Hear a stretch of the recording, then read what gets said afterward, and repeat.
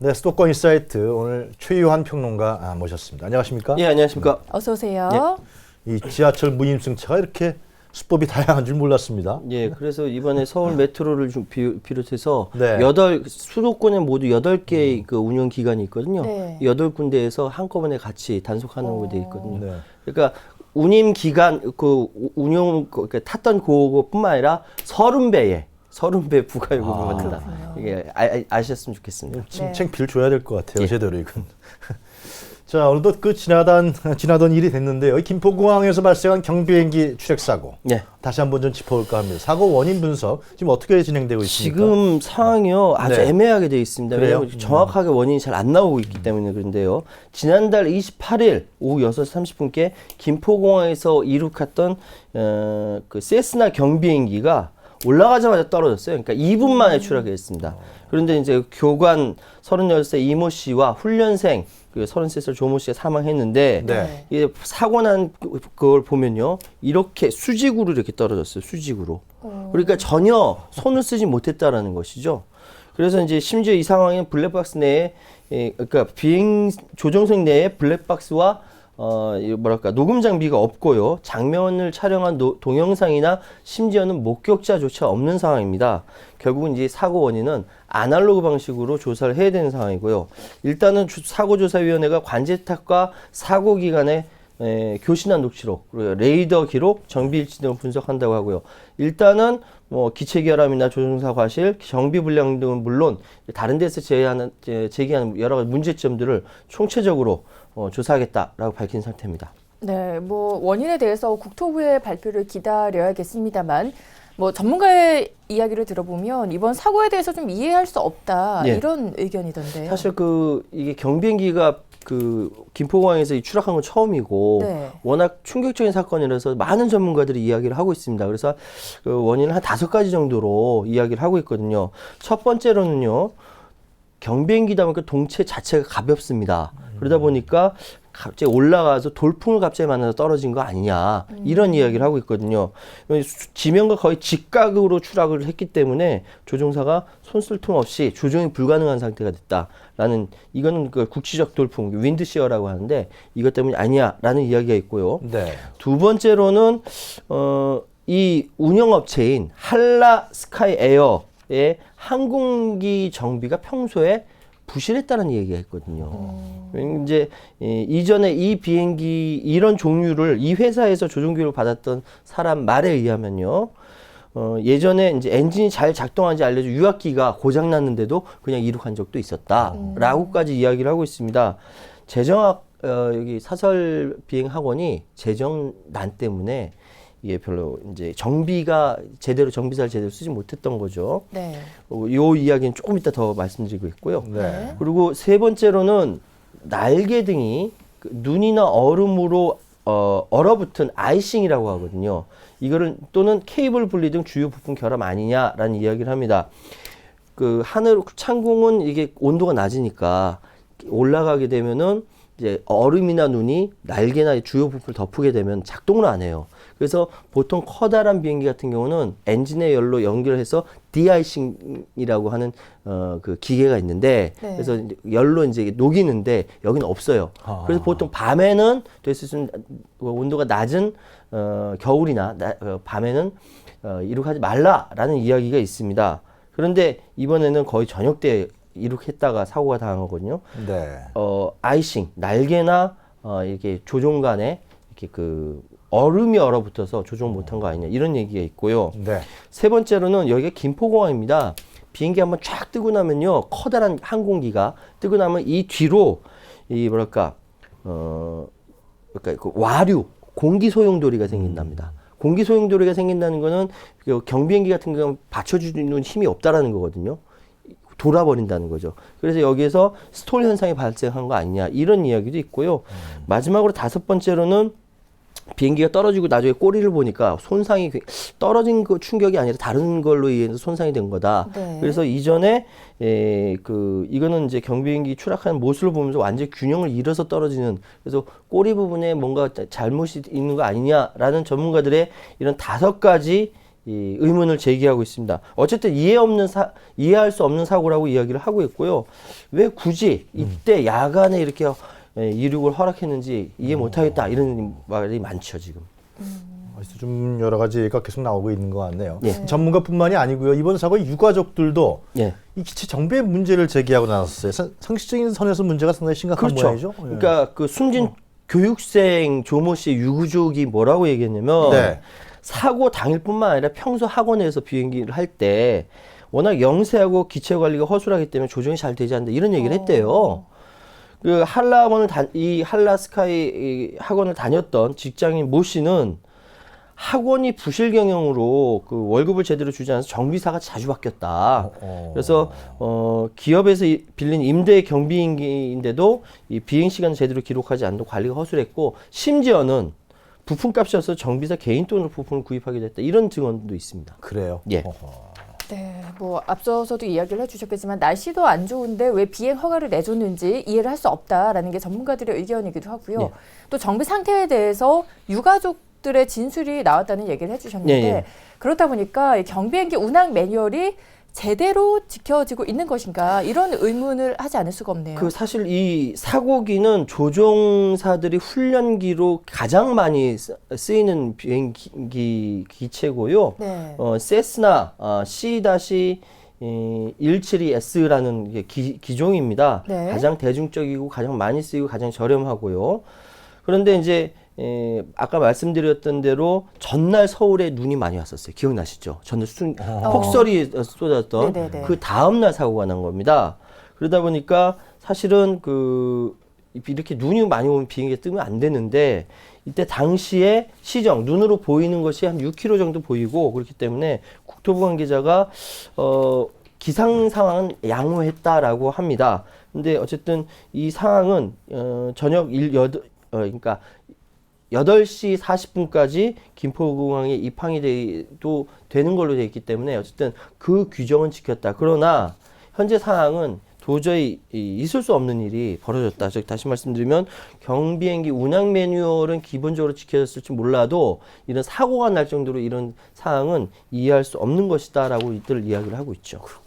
거기다가 사고가 난 업체에 대해서도 교육생들의 불만이 그런 목소리가 많이 나왔어요. 예, 이 사고가 있기 전에 네. 이 그 한라 스카이 에어의 비정상적인 그 교육원 운영으로 교육생들에게 금전적, 시간적, 정신적 피해를 많이 줬습니다. 그러니까 비행기를 조종하는 업체에서 돈을 내고 배우려면요. 이건 왜 배우냐면 이제 나중에 그 비행사 조종 자격을 따려고 하거든요. 그러니까 1년에 한 6천만 원 정도 듭니다. 1년에 6천만 원 정도 들고요. 네. 현금 내면 할인해 준다고 그러더라고요. 그래요? 예. 근데 지금 여기에서 금전적으로 1,000만 원 이상 피해를 봤다는 사람들 142명이고요. 1,000만 원 이하가 102명. 그러니까 수백 명의 피해자가 있는 상태이기 때문에 지금 한라스카이 에어 피해자 모임이 결성돼 있고 사이트도 그러니까 카페도 마련돼 있고 사람들이 활동을 하고 있는 상황에서 사고가 터진 겁니다. 네. 그래서 지금 상황은 지금 계속적으로 그 문제가 생겼고 소송을 제기했고 그런데 회사에서 소송비를 내줄 돈이 없어서 그냥 버티고 있었던 상황이었거든요. 지금 현재 한라스카에어의 현금 부채만 18억 원입니다. 예, 이 정도 됐고요. 네. 부채에 포함된 환불금 분쟁 중에 일부고요. 어쨌든 학원 교육생들은 이번 사고로 한라스카에어가 부도가 나게 될 경우 자기들은 어디 가서 손해배상을 받을 길이 없다라면서 2차 피해까지 수백만 원에서 수천만 원의 교육비가 날아갈 2차 피해까지 예상된다라고 자구책을 찾고 있는 상황이라고 합니다. 네, 뭐 이제 우리는 다시는 이 같은 사고를 반복하지 않기 위해서 무엇이 문제였는가 낱낱이 밝혀봐야 될 것 같은데 우선은 그 김포공항이 비행기들로 포화 상태인 상황에서 예. 이 경비행기들이 뭐 그 상황을 재촉하고 있다 이런 지적이 있던데. 정말 몰랐습니다. 우리가 김포공항을 가든지 인천국제공항을 가든지 비행기가 뜰 때 우리가 타는 비행기만 뜨는 줄 알지 다른 경비행기 뜰 줄 우리가 알았습니까? 그렇죠. 몰랐죠. 네. 근데 국내 비행 교육업체가 총 16곳이 있는데요. 네. 50여 대의 항공기를 운영하고 있고요. 이 가운데 김포공항이 조종사 양성을 목적으로 하는 사설 훈련업체에 8곳, 그리고 17대의 경비행기가 여기서 뜨고 내린다는 거죠. 그러니까 지금 그림 하나 좀 네. 보여주시면 훈련용 경비행기 운행 횟수를 보면요. 2012년에서 2014년에 훨씬 더 28,017회까지 약 1.62배 올랐습니다. 이렇게 그 경비행기가 갑자기 이렇게 더 많이 이렇게 연습을 하게 돼 사람이 그만큼 많이 비행 조종을 따기 위해서 많이 몰린다는 거죠. 문제는 이 김포공항이 포화 상태라는 겁니다. 다시 말씀드리면 여객기가 2015년 오전 9시 때 평균 35회, 그러니까 2분 10초 골로 한 대 골로 이제 이착륙을 한다는 것이고 가장 많이 비행기가 뜨고 내리는 오전 11시부터 오후 5시 시간당 평균 32회의 비행기가 이착륙을 한다는 겁니다. 이 상황에서 저가항공사 뭐 제주도 왔다 갔다 하는 저가항공사들 있지 않습니까? 이런 데가 갑자기 이렇게 취항이 많이 하게 되다 보니까 김포공항에 뜨고 내리는 이 항공기만 해도 굉장히 포화 상태예요. 굉장히 많이 뜨고 내리는데 이 사이를 비집고 경비행기가 또 뜨고 내린다는 거죠. 네. 이걸 관제탑에서 일일이 다 관제를 해야 비행기가 뜨고 내리는데 이것이 현실적으로 진행된다는 거죠. 그런데 기존의 항공기는 이거 경력이 있는 사람들이 잘 뜨고 내리지만 초보자들이거든요. 이런 사람들이 그 큰 비행기 사이로 이렇게 뜬다는 게 생각만 해도 아찔하지 않습니까? 네. 현실이 그렇다는 겁니다. 그렇군요. 예. 하여튼 그 몇 년 동안 국내 비행 교육 업체가 크게 늘어난 것 예. 이것이 우선 문제로 보이는데요. 예. 무슨 이유에서 이렇게 많이 는 거죠? 제가 예전에 한번 이제 이 세스나 비행기보다 훨씬 더 작은 비행기, 네. 경기도 오산 쪽에 작은 비행장이 있어서요. 아하. 네. 한번 타봤어요. 근데 네. 이게 높이 올라가지 못하고 워낙 작다 보니까 네. 그러니까 그냥 1인 운전사, 조종사, 저 이렇게 해서 한번 탔다가 몇백 미터 올라갔다 내려오는. 무섭지 않았어요? 무서웠어요. 근데 일단 타고 올라가니까 가슴이 뻥 뚫리더라고요. 굉장히 시원했습니다. 그래서 비행기를 왜 탔는지 알겠다. 그런 생각이 들었거든요. 세스나 비행기는 날개를 닫고 이제 안에 들어가지만 이건 아예 완전히 뻥 뚫린 상태였으니까 시원했는데 네. 문제는 지금 저처럼 이렇게 취미 삼아 타는 그런 사람들이 아니라 지금 사람이 늘어나는 이유는 취업난 때문입니다. 정확히 말씀드리면. 그래요? 예. 지금 중국 항공업이 확 발전하면서 한국에 있는 파일럿들을 대거 유치해 갔어요. 그러고 있죠. 그러다 네. 보니까 부기장들이 다 기장으로 가면서 사람들 수요가 많이 필요하거든요. 그런 부분들도 있고요. 또 이제 아무래도 그 비행 조종사라는 그 파일럿의 꿈도 있고 네. 여러 가지 이제 플러스 되는 뭐랄까 이제 페이도 세고 하니까 플러스 되는 게 있겠죠. 연도별 비행 훈련 업체 설립 현황을 보면요. 2010년 이전만 해도 한 6개밖에 안 됐습니다. 그런데 2010년 이후에 계속적으로 증가하는 거죠. 이게 설립하기가 쉬워서 그렇습니다. 일단 여객기 조종사가 되려면 여러 가지 방법이 있습니다. 그러니까 군에 있든지 뭐 항공대나 교통대 다닌다든지 여러 가지 방법 중에 비행 교육 훈련 등의 방법이 있습니다. 여기 가서 이제 배워서 이렇게 올라가는 거죠. 이제 미국 같은데 이제 유학 갔다 와서 할 수 있는데 돈이 많이 드니까 가장 저렴한 게 그나마 미국 같은 게 1년 갔다 오면 한 2억 정도 든다고 합니다. 네. 근데 여기서는 1년 동안 한 5천만 원에서 6천만 원 정도 든다 하니까 절반 가격이죠.